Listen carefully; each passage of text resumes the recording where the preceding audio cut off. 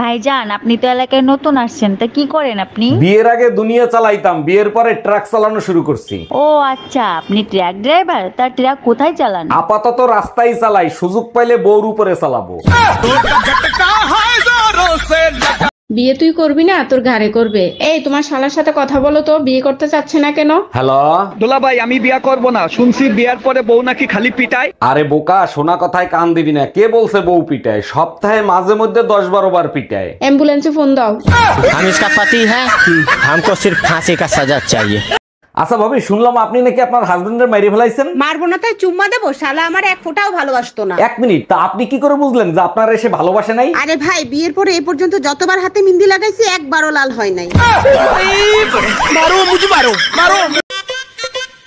আচ্ছা বাবু, তোমার আর আমার বিয়ের সময় আমার আব্বুর কাছ থেকে কি যৌতুক নিবা?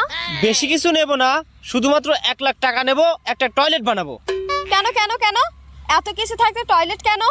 কারণ তোমার সাথে আমার যখন ঝামেলা হবে তখন আমি যাতে বলতে পারি যে তোর বাবার টাকায় আমি মুতি।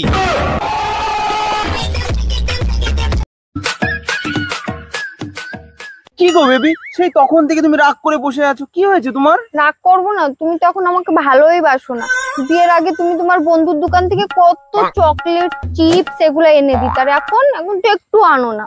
কি করব বলো বেবি, আমার বন্ধু না দোকানে সিসিটিভি ক্যামেরা লাগিয়েছে, যখনই আনতে যাই ধরা পড়ে যায়।